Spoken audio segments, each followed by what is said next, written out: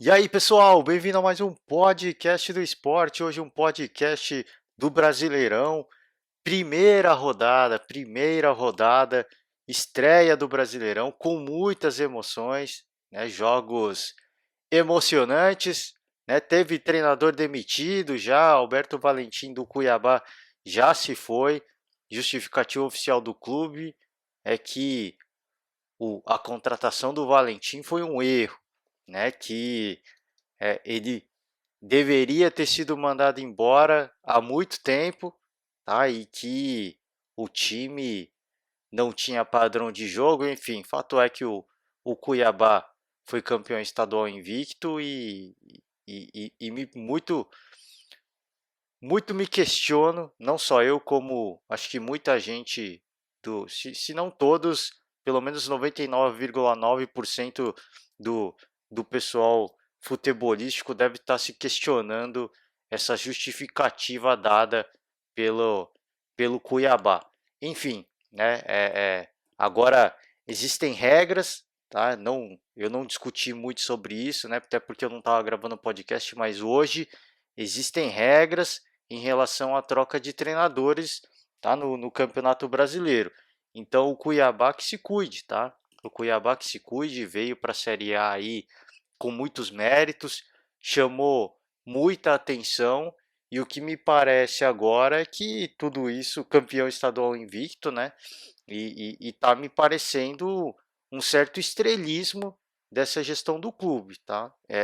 Espero que não, torço para que não seja. A demissão do Valentim, ela foi muito polêmica, rolou muitos boatos na internet, boatos esse que eu não vou discutir, tá? Mas que a justificativa oficial do clube para mim não cola, tá? De que o time não tinha padrão de jogo, enfim, pela campanha que fez na Série B, pelo início de temporada, né, estadual, primeira rodada já do Campeonato Brasileiro empatando, é, é, muito me assusta essa demissão tão prematura do Valentim, tá? Que é um excelente treinador. É um excelente treinador. O Alberto Valentim, ele é um cara extremamente bem cotado, tá, no nosso futebol. Já saiu, já foi treinar clube fora do país. Também teve polêmica fora do país, enfim. Mas voltou para o futebol brasileiro. É um cara, é um nome sempre muito forte, não pelo menos nos grandes clubes, tá? Se bem que já treinou grandes clubes do Rio de Janeiro, a gente tem que destacar, vinha fazendo um bom trabalho até antes de ir para o exterior, mas é um cara que tem um nome bem cotado no nosso futebol, né? É um bom treinador e por isso que é, é, muito me assusta esse início de temporada do Cuiabá, tá? Eu peço perdão ao torcedor, todo respeito ao clube, à entidade e a todos os profissionais envolvidos, mas já por essa postura de primeira rodada, de se livrar do treinador, eu já coloco o Cuiabá como um dos clubes que vão brigar para não cair essa temporada, tá?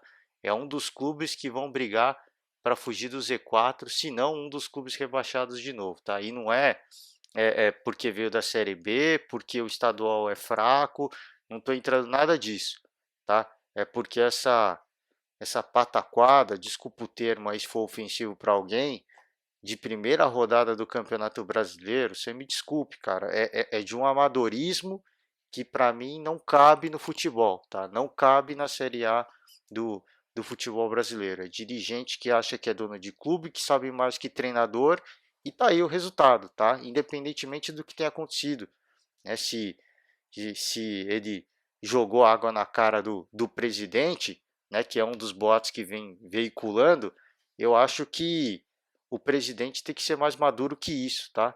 E colocar uma disputa, um, um problema pessoal acima do clube, sinto muito, né? Caramba, já mostra que falta o profissionalismo que um clube de série A exige e espero que não, tá? Eu torço para que o Cuiabá permaneça na Série A porque é um clube do centro-oeste do país, uma região que tem muito pouca representatividade no nosso futebol e eu torço de coração para que essa equipe se mantenha na Série A, mas já por essa postura de primeira rodada, eu já coloco em xeque essa gestão, eu vejo como tudo subiu a cabeça, né? Um certo estrelismo por parte da gestão, e eu já coloco, credencio o Cuiabá uma das equipes que vão brigar para não cair, tá? Porque agora é muito limitado as opções de, de treinador do próprio clube,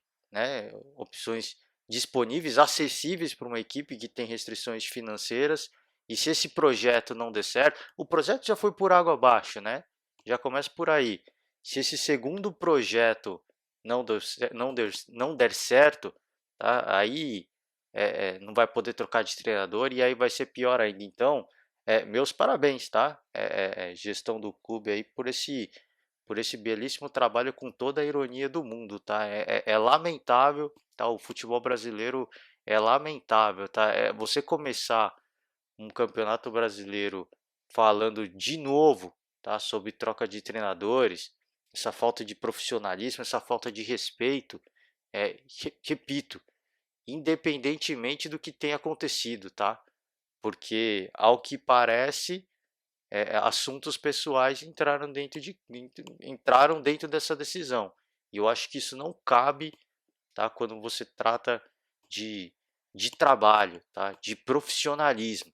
Isso tem que ser deixado de lado. E se não puderam deixar de lado, é um claro sinal de que falta profissionalismo. Então, lamento muito e, de novo, né, do fundo do meu coração, eu realmente espero que o Cuiabá permaneça na Série A, porque é o que eu falei, né, ele representa uma região muito carente no nosso futebol em termos de representatividade, né, de clubes de expressão, de títulos. Então, fica aí a minha torcida, obviamente, mas também a preocupação, tá, de uma diretoria que, ao meu ver, tá, mostrou um certo estrelismo, tá, e muito me preocupa essa postura adotada já nesse início de campeonato. Mas enfim, o Cuiabá empatou em 2-2 com o Juventude, começou bem, tá, até o Campeonato Brasileiro, apesar de ter pegado outro clube que também subiu para a Série A. Então,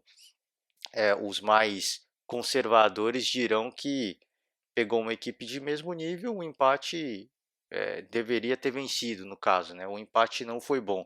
Eu acho que tem os dois pontos de vista, tem as duas leituras. Eu, eu acredito que até por uma primeira rodada você pega um campeonato estadual que, com todo o respeito do mundo, tá? Os adversários têm um nível técnico um pouco mais baixo. Você vai para o Campeonato Brasileiro, para a Série A do Campeonato Brasileiro, e todo respeito à Série B, porque a Série B também está num nível altíssimo, tá?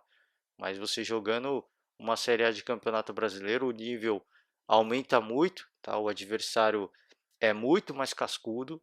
Então eu acho que para um início de campeonato onde você está frio, onde você tá começando a pegar ritmo, tá para jogar em altíssimo nível, né? Já está jogando em alto nível, claro, mas jogar em altíssimo nível, você começar com empate, eu acho que ficou de bom tamanho. Então fica esse destaque extremamente negativo, tá, nesse início de campeonato brasileiro. Mas vamos aos outros jogos, às outras equipes, tá? Que um resultado que chamou muita atenção: Bahia e Santos, 3-0 para o Bahia em questão de 7, 8 minutos. O Santos sofreu um apagão e tomou 3 gols do Bahia, tá? Então chamou muita atenção essa, de certa forma, uma goleada sofrida pelo Santos. Claro que a gente sempre fala, é a primeira rodada, eu acho que não tem nada que o torcedor se preocupar, mas o que eu chamo a atenção, pelo menos para o caso do Santos, é que terminou o Campeonato Paulista de forma muito amarga, tá? Correndo risco de rebaixamento. E você iniciar um campeonato brasileiro tomando 3-0 é algo que chama atenção, tá? É algo que com certeza deve estar preocupando, tá, o torcedor santista, tá? Então, claro, repito, para mim eu acho que não é motivo de desespero, não é motivo de pressionar a equipe, de protestar na porta do clube. Eu acho que não tem essa. O Santos tem muitas limitações, tá? Muitas, muitas restrições em relação a reforços. Trouxe um técnico que, para mim, o estilo de jogo do Fernando Diniz, eu acho que até casa um pouco com o perfil, com o DNA santista. Agora, é o que eu falei no podcast anterior, tá? O trabalho do Fernando Diniz, se vai vingar ou não, tá? Eu acho que só o tempo vai dizer, só o próprio Fernando Diniz vai dizer, porque um dos gols do Bahia foi num erro de, se eu não me engano, tá? Eu peço perdão se eu estiver cometendo uma gafe aqui ao torcedor, peço perdão ao torcedor. Se eu não me engano, um dos gols que tomou o Santos foi num recuo de bola, né? Foi voltar a bola pro goleiro e o Bahia roubou a bola, se eu não me engano, né? Isso é um típico erro que acontece nas equipes do Fernando Diniz, tá? De ter a posse de bola, de ficar voltando a bola para a defesa. Isso é um típico erro que acontece nas equipes do Fernando Diniz. Eu cansei de ver isso acontecer no Fluminense, cansei de ver isso acontecendo no São Paulo. Então é por isso que eu estou falando. Se o trabalho do Fernando Diniz no Santos vai ter sucesso ou não, só ele mesmo vai dizer. Porque pelo menos por essa primeira partida, a gente já viu o pior que se tem, tá? Do esquema tático, do perfil de jogo do Fernando Diniz. Então, espero que tenha vida longa, que comece a fazer um bom trabalho, porque eu acho que é um treinador muito injustiçado. Tá? O estilo de jogo que preconiza o Fernando Diniz, ele é muito interessante. Agora ele tem que saber ser flexível. Ele tem que saber a hora de mudar o perfil de jogo, o padrão de jogo, para sua equipe render mais. E ele aparentemente, tá, ainda não entendeu isso. Aparentemente, quero estar enganado, mas aparentemente ainda não, tá? Então, em relação ao Bahia, eu acho que fica o, o grande resultado, tá? Um terceiro gol aí do Juninho que estava impedido de fato, né? E aí eu já falei de a questão de treinador e agora a gente entra na questão do árbitro de vídeo, né? A crítica ao árbitro de vídeo. Era para ter sido 2-0, tudo bem, não quero tirar o mérito, o brilho dessa equipe do Bahia que em pouquíssimo tempo conseguiu fazer 3 gols, tá? A gente não pode deixar de destacar é, é, a falha, o apagão sofrido pela equipe santista que reclama com méritos, mas cara, assim, dormiu no ponto e tomou 3 gols. Agora que o terceiro gol estava impedido, isso é fato. Tá? Isso é fato e não é nenhum gol ambíguo, tá? Não é aquele que a gente fala, putz, será que foi questão de milímetros, né? Aquele típico lance que só o árbitro de vídeo faz. E aí ele traça as linhas ali. Essa questão do impedimento, para mim, tá? Independentemente se falhou ou não, falhou, aí ficou a marcação de campo. Eu questiono e eu critico porque essa tecnologia, tá? Que determina se foi impedimento ou não, a gente já cansou de ouvir que é uma tecnologia infalível, né? Os caras traçam as linhas e é um esquema infalível. Isso aconteceu num jogo do Internacional, se eu não me engano, né? O negócio não estava calibrado lá. Enfim, isso já aconteceu também num lance muito polêmico num jogo do Internacional, se eu não me engano. Então a gente pega no pé porque não é uma tecnologia barata, né? E você errar um lance desse, claro que nessa partida eu acho que não foi decisiva, tá? Mas pode pesar para o Santos, né? Questão de saldo de gols, isso pode pesar no futuro. Um gol faz diferença, né? Na questão de saldo de gols, isso pode pesar. Por isso que a gente critica aqui. Se é uma tecnologia infalível, ela não pode estar indisponível, ela não pode falhar, porque ela não é barata, tá? Então fica aí mais uma vez essa crítica ao árbitro de vídeo, porque o lance estava impedido, tá? O gol do Juninho estava impedido.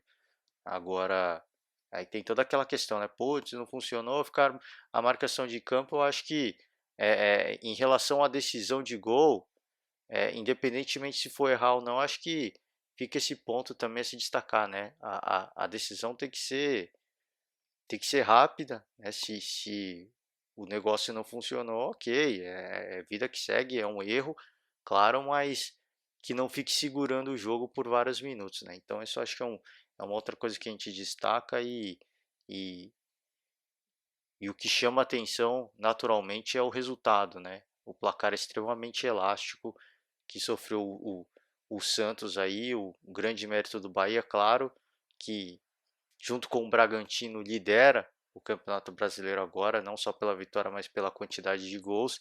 Então é um dos líderes, né?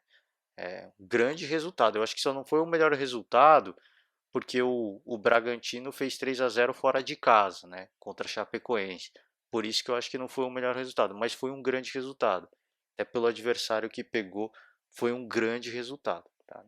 Não querendo tirar o mérito da equipe do Bahia. Tá? O São Paulo empatou com o Fluminense, esses foram os jogos de sábado, né? Por isso que eu estou comentando primeiro. São Paulo empatou com o Fluminense em 0-0, uma partida em que tinha tudo para o São Paulo perder. Tá? Teve pênalti, e o Nenê, ex-São Paulo, né, foi para a cobrança, Thiago Volpe defendeu. Né, grande defesa do Thiago Volpe, esperou bem, né, até onde deu para tomar a decisão, para pular, e foi muito bem no lance. Foi muito bem no lance. Isso que a gente tem que destacar. O Thiago Volpe garantiu aí o, o empate para a equipe do São Paulo. O São Paulo que vem numa fase extremamente interessante, tá? Extremamente interessante. É, é impressionante que mesmo quando a equipe não joga bem, tá? Parece que os astros estão conspirando. Então eu acho que o torcedor são paulino tem que curtir essa fase, né? Tem que curtir porque foi um jogo atípico do São Paulo, tá? Muito diferente daquilo que a gente, para quem não acompanhou o Campeonato Paulista, tá muito diferente daquilo que o São Paulo apresentou no Campeonato Paulista e na Libertadores também.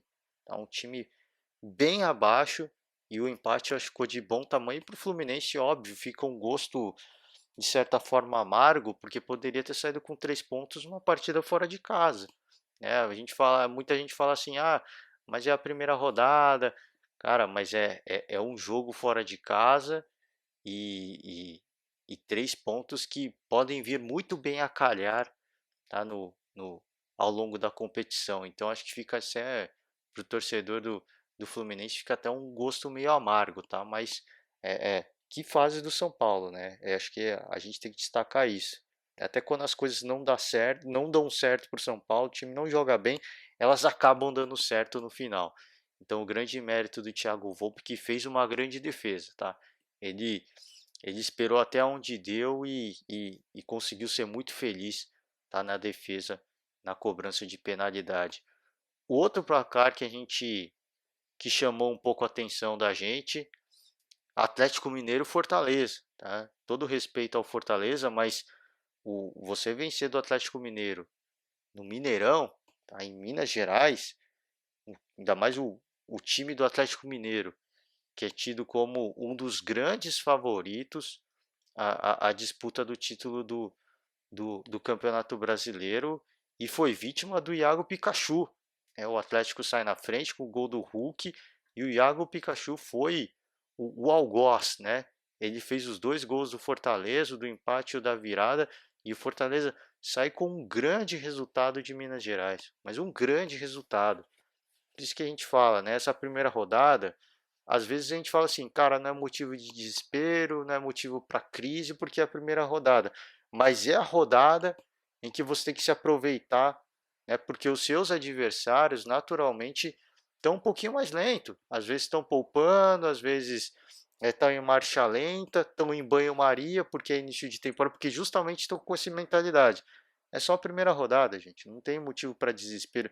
Então, acho que para o Fortaleza foi fundamental, tá? Esse, esse resultado, até porque é um time que muitos e muitos críticos colocam como uma das equipes que vão brigar do meio para baixo da tabela. Eu não coloco, tá, o Fortaleza para brigar do meio para baixo da tabela, muito pelo contrário, eu acho que o Fortaleza se estabeleceu e é um time para brigar ali no miolo da tabela, tá? Do miolo para cima até. Libertadores eu acho que está muito longe esse sonho ainda, mas do miolo para cima, eu acho que o Fortaleza tem totais condições de se manter ali e eu vejo como uma equipe para brigar nessa região, tá? Muito próximo até da Libertadores, até porque os favoritos vão focar em outras competições.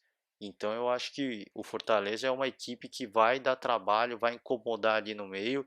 Pensar em Libertadores, eu acho que é muito longe. Acho que não é o momento ainda, mas que vai complicar, que vai se manter na Série A. Eu acho que é um time que já mostrou para todo mundo que que construiu uma base muito forte, né, junto com o Rogério Ceni, e hoje colhe os frutos aí desse grande trabalho que fez junto com o Rogério, tá? Então, grande resultado por Fortaleza, é o que eu falei, chama atenção porque o Galo é uma das equipes mais favoritas à disputa pelo título, né? Até por ser campeão estadual, pelo grande investimento que fez, pelo futebol que está apresentando também, por que não, né? Vem apresentando um grande futebol, então chamou muita atenção esse resultado, grande mérito do Fortaleza e do Iago Pikachu, tá? Outro grande partida da rodada, talvez a partida mais esperada, né? Com todo respeito aos outros, mas a partida talvez mais aguardada da rodada, Flamengo e Palmeiras. Tá? O Flamengo mais uma vez triunfou diante da equipe alviverde e uma partida em que foram dois tempos distintos, né? O primeiro tempo do Palmeiras e o segundo tempo do Flamengo, e o Flamengo conseguiu ser mais decisivo na etapa que foi melhor. Tá? O Palmeiras teve uma grande chance e uma grande defesa do Diego Alves, mas uma defesa daquelas de você colocar num quadro da parede, tá? Porque foi uma grande defesa, inclusive lamentada muito pelo técnico do Palmeiras. Aliás, uma partida em que o técnico do Palmeiras foi para essa partida aí sob muitos holofotes, né? Muitos holofotes por uma entrevista que ele deu antes, falando que estava só aguardando o Palmeiras demitir ele. Eu entendi o que ele quis dizer, mas claro, a fala chama atenção porque ela não é comum, né? Ele foi perguntado em relação à demissão de treinadores, essa cultura do futebol brasileiro de, de mandar treinadores embora, e ele falou, cara, assim, eu tô só aguardando, eu sou mais uma peça desse tabuleiro de xadrez, né? Não foi essas palavras que ele usou, mas eu entendi assim, né? Que ele é só mais uma peça desse tabuleiro de xadrez e que eventualmente ele vai ser mandado embora, né? À medida que a torcida for pressionando, à medida que a diretoria for perdendo a paciência com ele já é um cara que o torcedor vem pegando no pé, até pelos recentes vice-campeonatos, não é unanimidade na diretoria, então ele está incomodado. Essa fala dele foi visivelmente uma fala de quem está incomodado com as críticas, com essa essa perseguição, a gente pode dizer assim, excessiva por parte da torcida. O cara que trouxe a Libertadores para o Palmeiras de novo depois de tantos anos, né? Desde 1999, o torcedor palmeirense esperando por esse título, o cara consegue trazer e ele não tem nenhum um ano de trabalho tranquilo, né, com trabalho com um pouquinho mais de tranquilidade. Enfim, eu muito me questiono, tá, a postura de alguns torcedores. Claro, o torcedor é muito passional, mas muito me questiono a postura de alguns torcedores, tá? Mas enfim, fato é que a derrota veio de novo, tá? E o Palmeiras, se eu não me engano, eu vi uma reportagem desde 2017 o Palmeiras não vence o Flamengo já faz tempo, né? Já faz tempo e essa disputa ela ela é doída, né? Essa derrota ela é doída para o torcedor palmeirense porque é um são duas equipes que ao longo dos últimos anos a rivalidade aumentou muito, né? As brincadeiras, as zoações quando um ganha a zoação acontece com o outro, quando o outro ganha, vice-versa. Então são dois times que vêm se provocando nos últimos anos, que a rivalidade aumentou muito, mas que o Flamengo claramente vem levando a melhor. Tá? Infelizmente para o Palmeiras não soube mais uma vez aproveitar as boas oportunidades que teve. Né? Aconteceu isso também quando o jogo contra o São Paulo, primeiro jogo da final do Campeonato Paulista, jogando em casa, o Palmeiras teve pelo menos duas grandes oportunidades de sair vencedor daquela partida e não marcou. Tá? Então o Palmeiras vem sofrendo é, é, as consequências dos seus próprios atos, né?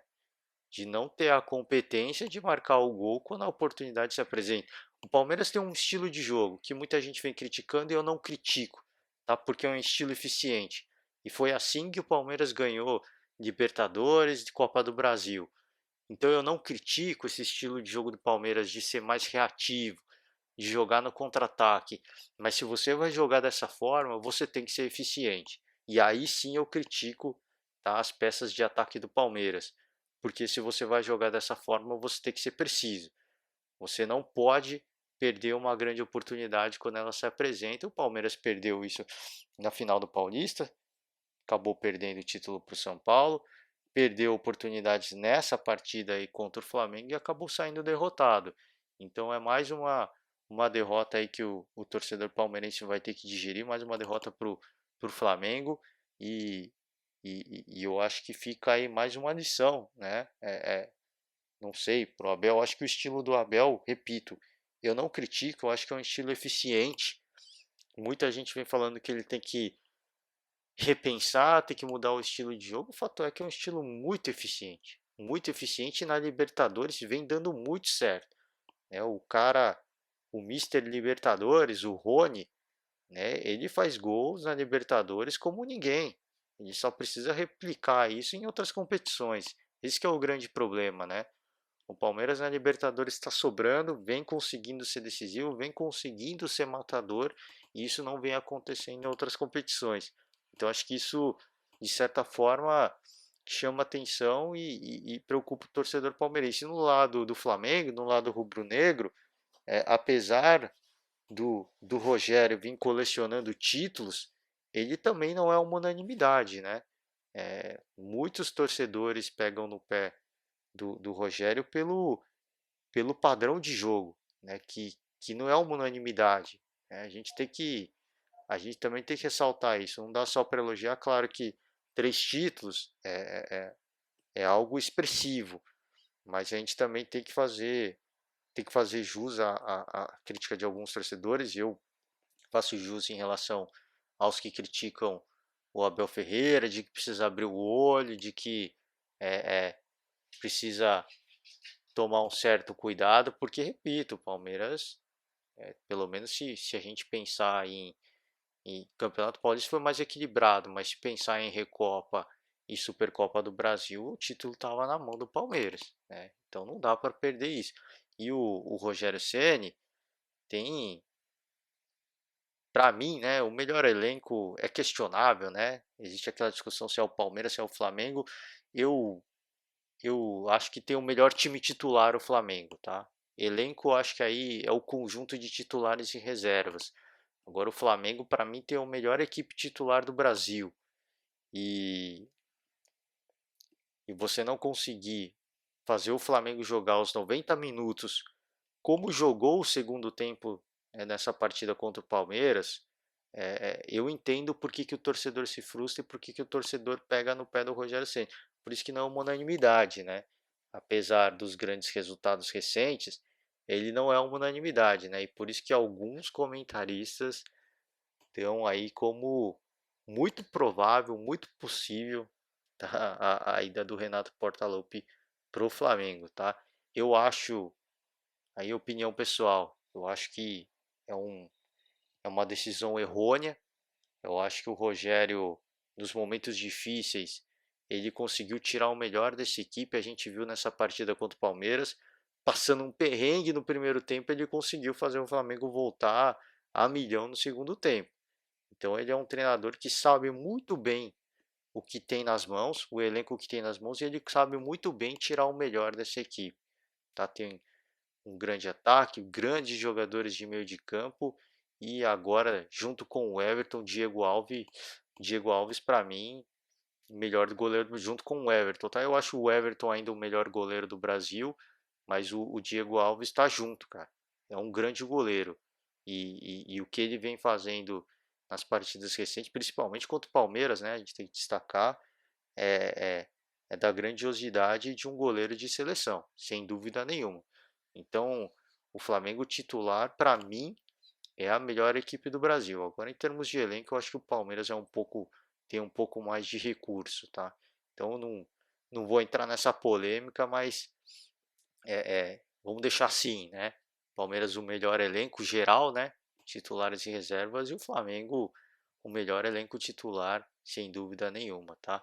Mas bom resultado para o Flamengo, porque jogava em casa, vence mais uma vez esse clássico contra o Palmeiras, e para o Palmeiras é mais uma partida, eu acho que para levar de lição de casa, estudar o que não vem dando certo, que para mim é muito óbvio, tá? É um time que ele é reativo, mas não vem sendo decisivo nas oportunidades que vem se apresentando. E os adversários estão sabendo punir.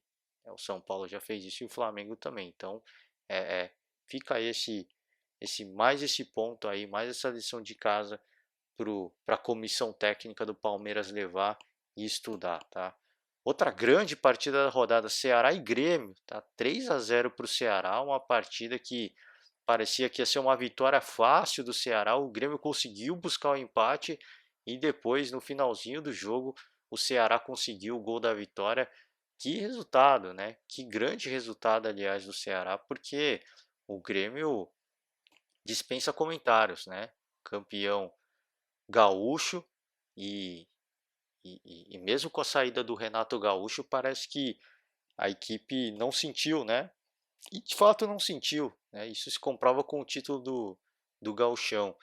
Então a chegada do Thiago Nunes foi uma transição muito tranquila, é uma grande equipe e o Ceará conseguir fazer 3 gols nessa partida, eu acho que mostra muito do que essa equipe está querendo para o Campeonato Brasileiro dessa temporada, né?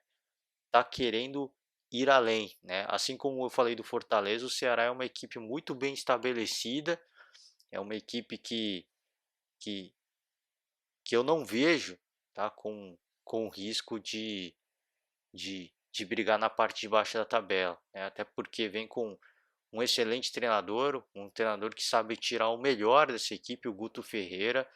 Então eu acho que, repito, assim como eu falei do Fortaleza, né? Ambas equipes são rivais e pensar em Libertadores ainda eu acho que é muito cedo, tá? Mas com outras equipes disputando outras competições e você já sair vencendo a primeira temporada, eu acho que é um ponto de destacar e é um ponto para essas equipes prestarem atenção também, né? Esse é o momento, né?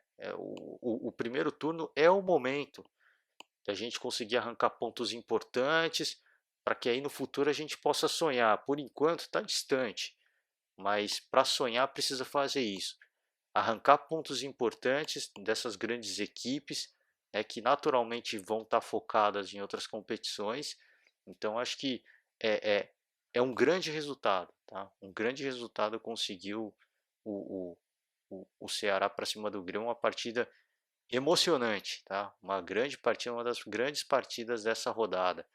Tá, o Corinthians perdeu de 1-0 do Atlético Goianiense, um, um resultado ruim, né, na estreia do Silvinho como treinador. Não deu para ver muito do trabalho do Silvinho, a gente tem que ser honesto, tá? Pegou o time numa situação delicada e o time continua da mesma forma, tá? Então não foi um, um primor a atuação do Corinthians, teve as suas chances. O Fernando Miguel teve uma grande atuação, diga-se de passagem, né? Grande atuação mesmo. E o Atlético saiu vencedor com um gol do Zé Roberto. Então, é um início amargo para o Corinthians, né? Jogando em casa, perdendo na estreia do seu treinador, do seu novo treinador. Mas eu acho que vai ter muito trabalho, né? O Silvinho vai ter muito trabalho. É o que eu falei, o Corinthians deu trabalho sim pro pro Atlético, não vou tirar o mérito do Corinthians. O Fernando Miguel teve que fazer grandes defesas, mas saiu perdedor, né? Mas saiu perdedor.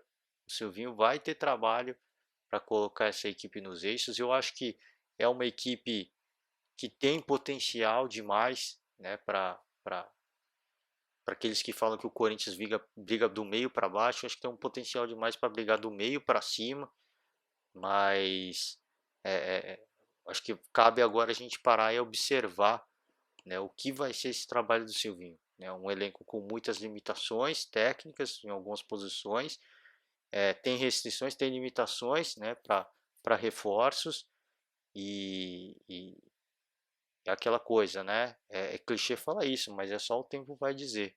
A gente vai ter que observar esse trabalho do Silvinho, que repito, né? Já falei no podcast anterior, é difícil projetar qualquer coisa porque a gente não tem muita base para fazer essa projeção, né? Ficou pouquíssimo tempo no Lyon e não deu para sentir absolutamente nada em relação ao trabalho dele, tá? Mas que é um cara, um personagem que tem muita identificação com o Corinthians, isso sem dúvida nenhuma, tá? E para o Atlético, que grande resultado, né? Que grande resultado você sair com uma vitória para cima do Corinthians em São Paulo, tá? Então, que grande resultado vencer o Corinthians na Neoquímica Arena. Já falei mais de uma vez e vou repetir, tá? Importante esses pontos em início de temporada, ainda mais para uma equipe como o Atlético, que é tida como uma daquelas equipes que vão brigar contra o rebaixamento. Então essa vitória é muito importante pro Atlético Goianiense, tá? Outra partida, né, que chamou atenção e que considerada por muitos e por mim também como a melhor vitória da rodada, né? Bragantino e Chapecoense, 3-0 do Bragantino para cima da Chape. O resultado assustou demais, cara. Assustou demais. Uma Chapecoense que é um time de muita garra, né? Um time de muita entrega, fez um bom campeonato estadual, subiu bem, relativamente bem, aí, relativamente tranquilo para a Série A, e tomar 3-0 na Arena Condá é um resultado muito expressivo, tá? É um resultado que chama muita atenção e nos faz questionar o que vai ser essa temporada para Chapecoense, tá? É, foi um jogo foi um jogo atípico, foi um erro de percurso, ou essa vai ser a sina da Chapecoense, né? A gente já começa a se questionar isso pelo placar que foi. Se tivesse sido 1-0, ok, tudo bem, é início de temporada, agora 3-0 é um resultado muito expressivo. Tá? E o Bragantino é um time que, para mim, é um time com um potencial imenso, cara. É um time com potencial para brigar por Libertadores, tá? Potencial, se vai acontecer ou não, aí é outros 500, mas que tem potencial demais essa equipe do Bragantino. Então, um grande resultado, tá? E tido por muitos aí, até por mim, como o melhor resultado da rodada, porque foi fora de casa, né? Todo o respeito ao Bahia, que conseguiu um grande resultado para cima do Santos, é uma equipe extremamente tradicional, extremamente campeã, mas eu acho que por ter sido fora de casa, o resultado do Bragantino foi um pouco melhor, tá? As outras partidas, tá? Só para fechar, Atlético Paranaense venceu o América 1-0, tá? E aí sim, né? Aí no caso do América a gente fala, foi na Arena da Baixada, primeira rodada, ok, assim, uma derrota ok, difícil dizer se o América vai brigar na parte de baixo ou de cima ainda, tá? Mas é diferente da Chape, né? Que a gente já começa a, a a ficar com um certo pessimismo. Tá? Espero que não, porque eu, assim como muita gente, tenho muita simpatia pela Chapecoense, espero que não, mas o resultado chama muito atenção. Tá? E aí, Internacional Esporte 2-2, tá? Empate 2-2, jogo no Beira-Rio, de certa forma para o torcedor colorado um resultado ruim, né? Ruim, depois de perder o estadual para o Grêmio, acho que a cobrança natural do torcedor é a disputa pelo título nacional, sem dúvida nenhuma. Né? Se não brigar pelo título nacional, está na parte de cima. E estrear com um 2-2 é, é, é amargo para o torcedor, né? É amargo para o torcedor que começa o campeonato com grandes expectativas e acaba meio que sendo um banho de água fria. Né? Não dá para negar. Então, com isso, né, a primeira rodada, falar de posição da tabela, eu nem vou destacar, né, porque é uma rodada só e se a gente for olhar, o, tirar uma foto de momento, o que chama atenção é Palmeiras, Corinthians e Santos na zona do rebaixamento, né? Mas é a primeira rodada, claro. Não tem como a gente tirar qualquer parâmetro, mas é o que eu falei, né? Para aqueles que querem registrar o momento, até porque isso é algo muito raro da gente ver. A primeira e segunda rodada é a hora de tirar aquela foto, porque dificilmente, né, em 3 rodadas isso permanece. Né? Palmeiras, Corinthians e Santos, os 3 grandes paulistas, tá na zona do rebaixamento. Mas é o que eu falei, né? Nada demais, só dei esse destaque porque é algo praticamente impossível de se ver no Campeonato Brasileiro. Então, é só nessa primeira, segunda rodada que isso vai ser possível de ver. Pode ser que aconteça no futuro? Pode ser, mas eu acho que o Corinthians, o Santos e o Palmeiras, todos eles, né, têm um potencial tremendo, ainda mais o Palmeiras, né? Palmeiras nem se fala, mas o Corinthians e o Santos, que tem elencos mais limitados, que não vem apresentando um grande futebol, também eu acho que tem grande potencial, tá? De brigar do meio para cima da tabela, tá? O Santos me preocupa um pouco mais, acho que ainda é prematuro ficar falando isso, mas o Santos talvez do meio para baixo, mas o Corinthians eu acho que tem potencial para brigar do meio para cima. Mas é difícil, né? O Campeonato Brasileiro a gente sabe que ele pune, né? Se você não fizer a sua parte, não fizer minimamente a sua parte, o campeonato pune, tá? A bola pune. Então essas primeiras rodadas, apesar de ser aquela rodada de tranquilidade, de certa forma, é só a primeira rodada, tá? Mas são pontos que vão fazer a diferença lá no final, tá? Então para essas grandes equipes que estão mirando o título, Atlético e Palmeiras, essas derrotas é, é, é, podem, esses 3 pontos, né, dessa primeira rodada podem fazer a diferença no final, né? Quando tiver faltando aquele 1 ponto para ganhar o título, pode fazer a diferença. E para aqueles que vão brigar para cair, cuidado, né? Esse é o, esse é o momento de arrancar pontos importantes para aí sim no futuro se livrar com mais tranquilidade, tá, da tão temida zona do rebaixamento. Tá? E com isso eu fecho o podcast de hoje. Tá? Me delonguei um pouco mais, né? Dei um destaque aí a questão do Curitiba, né? Vergonhoso para mim. A questão do erro do impedimento na partida do Santos, né, cara? É absolutamente lamentável.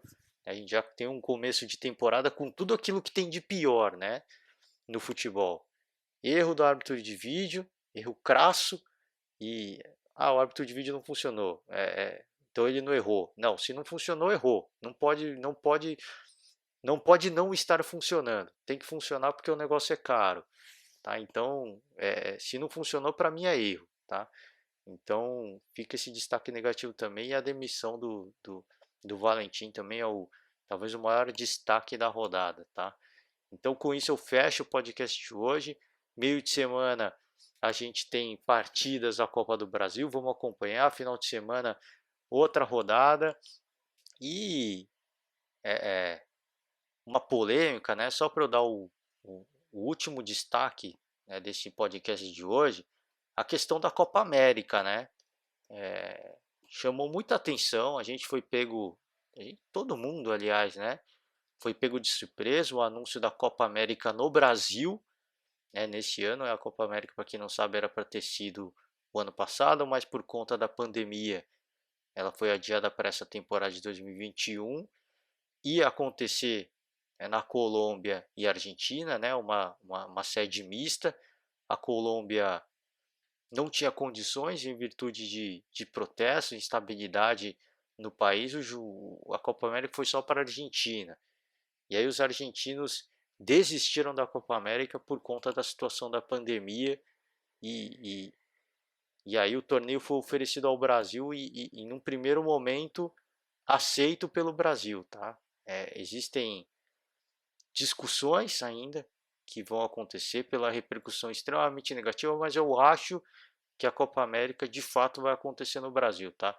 Eu acho muito difícil a Copa América ser cancelada. Acho muito difícil. É muita grana envolvida, é muito dinheiro, né, que entra em jogo, mas que é um absurdo, né?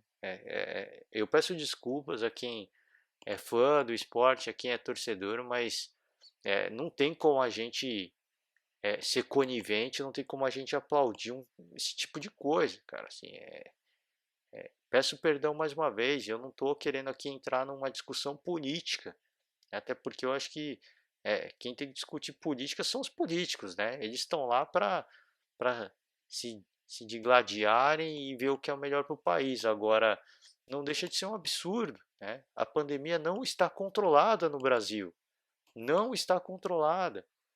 Parece que tem uma certa normalidade, porque a, a, alguns estados, algumas cidades, a economia vem abrindo aos poucos, mas não está normal. A gente não está numa situação de normalidade.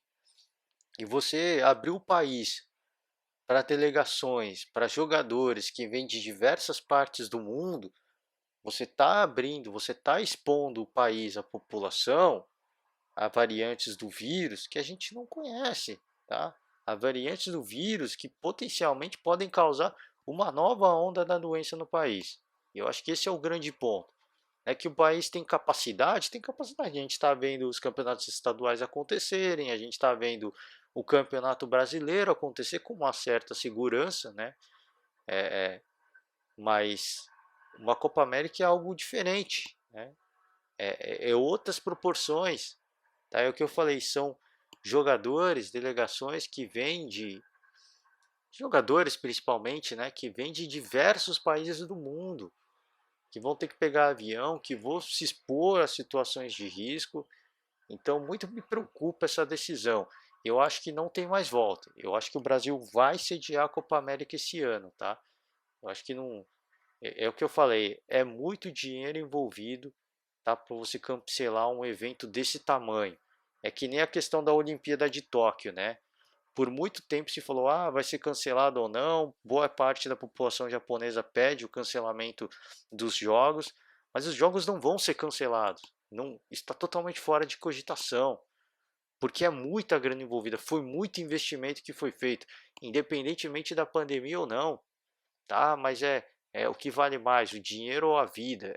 Para quem investe o dinheiro, o dinheiro vale mais. Para quem já investiu o dinheiro, pouco importa assim a quantidade de pessoas que estão. Eu peço desculpas, mas essa é a verdade.